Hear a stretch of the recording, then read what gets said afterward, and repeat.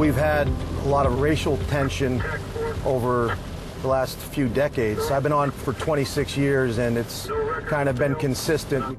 The issue that led to the SPCP program here in Erie was a violent encounter with the Erie Police Department.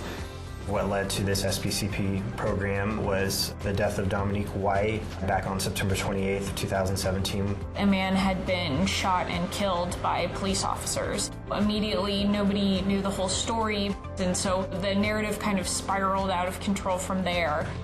Every time we'd have a major incident, it seemed like we were talking from one end, the citizens were talking from another. We were coming to a point where we really believed that we had to try something different, try a different approach. In any and everything, communication is key. Where there's no communication, stereotypes run rampant, assumptions run rampant. The SPCP program was brought to us and suggested to us by the Department of Justice. I'll admit, when it was first presented, I was very skeptical of it. But I also knew, on the other hand, that we had some work to do to build the relationship back up with the community. The SPCP program is a program that brings together law enforcement and the community to work on police-community relations. It's an opportunity for everyone involved to come to the table on equal footing and to have their voices and their perspectives heard. Certainly, if you bring a monolithic group to the table, you don't get change. This council comes from so many different backgrounds. You have clergy represented, social services represented, youth represented, neighborhood organizations represented. The SPCP program coming here to Topeka is a good environment to have our people get their voices heard.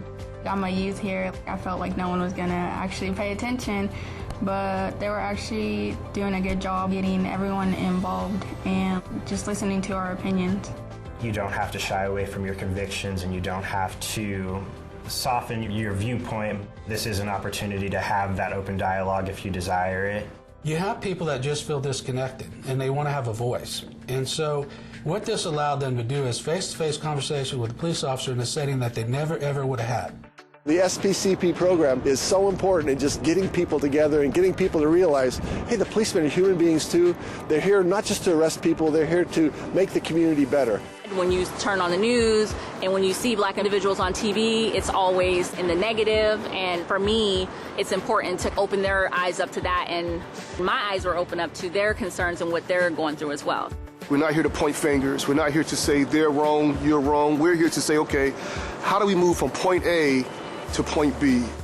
There's been a lot of healthy pushback in these conversations, and having this group of varied voices has lent to the authenticity of the debate. I'm encouraged by the fact that there isn't always a neat and tidy answer at the end of every meeting. That makes me know that what's going on in this room is real, and that we aren't just here placating each other for the sake of cameras, reports, and everything else. Well, there was no hiding from what was discussed and what was identified. There are some things that are easier to work on than others. Some we don't agree on, some we have to have more discussion on, but there's enough there that we can work together to come up with solutions to some of these issues. The SPCP program has made us better by saying we are not afraid to open ourselves up to the outside. How many other programs are out there where the leadership and plus the police department is wanting to hear from the community what they're doing wrong and what they're doing right? That's accountability, it's transparency, it's also courageous. I believe that this is great and this needs to happen in so many other places.